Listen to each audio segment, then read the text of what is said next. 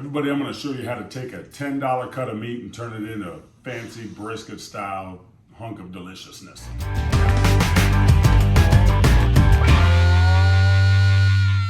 Tomorrow I'm going to put this on the smoker, but tonight I just got home from the office and you know what I was doing. I was selling real estate, houses, lots of them. If you want to buy one, give me a call, everybody, Cribs and Ribs. But for now, I'm going to start marinating this chuck roast just so we can get this nice and tender. The key ingredient here is going to be vinegar. Vinegar breaks down the beef, all right? I normally like to use really nice vinegars to add flavor and whatnot with my food, but we're not adding flavor right now. We're just marinating this beef so that it breaks down some. From there, we're going to do a little bit of olive oil. You can use vegetable oil if you like. It's really not a big deal. I'm going to do a little bit of black pepper. There's black pepper in the rest of the seasoning that I'm putting in here as well, but I really like to add some pepperiness to the barbecue. And then this is just a simple barbecue seasoning that I picked up at the grocery store. It's a wood fire garlic variety, but it's basically just toasted garlic, black pepper, salt, paprika, touch of brown sugar. So I'm just kind of eyeball that in there. I'm gonna say that probably looks like about 2 tablespoons worth in there. And then we're also gonna do a sprinkle of Worcestershire sauce, about a tablespoon's worth. And that's really it. There's not any other flavors that we want to add to the meat. But for now, this marinade is going to do a great job of helping me tenderize this tough cut of meat. Okay, now that this thing's been marinating overnight, we're going to go ahead and season this. And I wanted to get the seasoning on there at least an hour before I put it in the smoker. So first thing we're going to do here is wipe off the extra marinade. As with brisket, you're gonna get a nice coating of mustard on there. This really doesn't change the flavor profile. You do not need to waste your French's, but that's all I got right now, so that's what we're using. We're gonna go ahead and paint that down with a little bit of mustard. From there, I'm just gonna use some of this roasted garlic barbecue seasoning that I put in the marinade. We're just gonna give that a nice little coat. You want to get your edges there. I'm going to get that one after I flip this over and get some mustard on the other side. All right. This mustard helps the seasoning adhere to the beef, but it also really kind of helps to set up that bark. So you really want to make sure you get all those nooks and crannies real good, everybody. All right, we're getting the sides real good because I want to make sure that gets seasoned as well.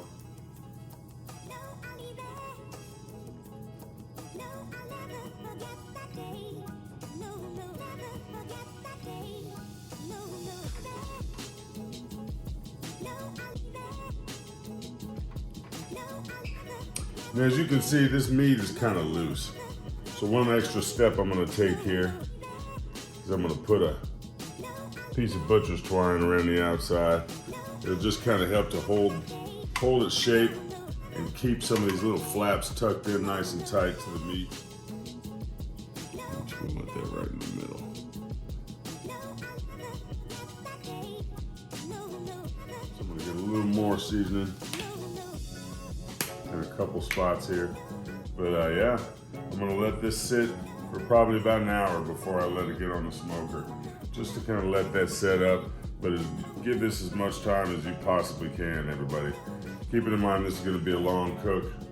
I wanna get that on there before too long, but I'm gonna let that rest for about an hour like that before it goes on the smoker.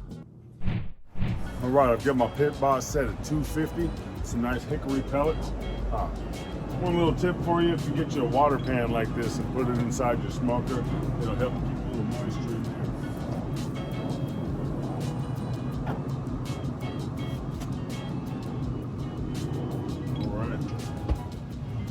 So I'm thinking we're gonna end up smoking this for about 5 hours before we wrap it. And then at that point, it's probably gonna take another hour or two, but time will tell. I've got the smoker set at about 250 with some nice hickory pellets. We're gonna bring that up to an internal temperature of about 170. Then we'll wrap it and let it go for another hour or so until it gets to about anywhere between 200 and 205. We'll check it at that point.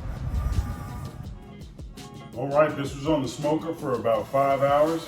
Got it right up to about 171, and that bark's looking real nice. You know, we're gonna go ahead and wrap this up in some butcher paper here because we don't want that to dry out. This is a 50-50 mix of apple cider vinegar and water. Just gonna spray that down just a little bit. We wanna make sure we wrap this nice and tight.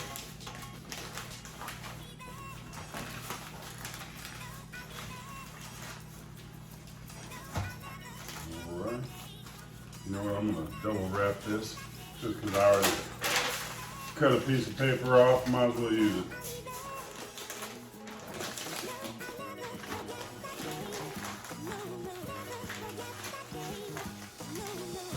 All right, get my probe back here into the thickest part.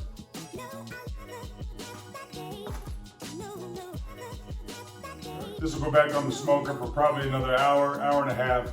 I want it to get up to about 200, 205. Okay, everybody, let's take a look at this. So we marinated this overnight just to tenderize that son. We seasoned it, let that bark develop.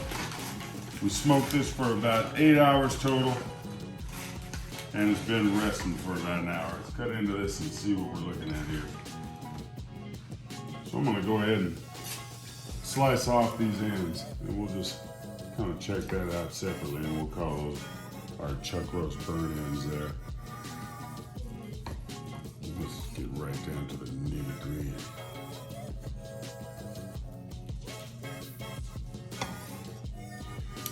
All right.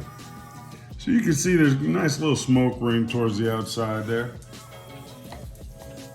Slicing down, very easy.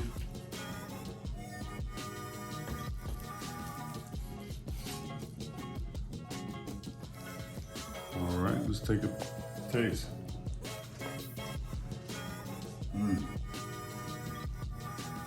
It's really delicious. It's not as tender as brisket is, especially right towards the center, but it picks up the flavors very nice, picks up that smoke flavor.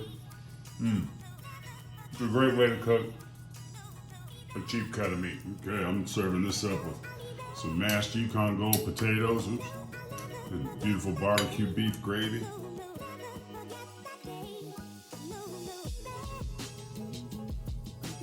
Oh, everybody.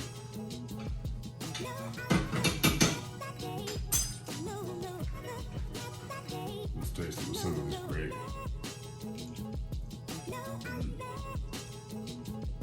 It's a great way to go. You can make nachos with these, tacos. You can put it on a sandwich.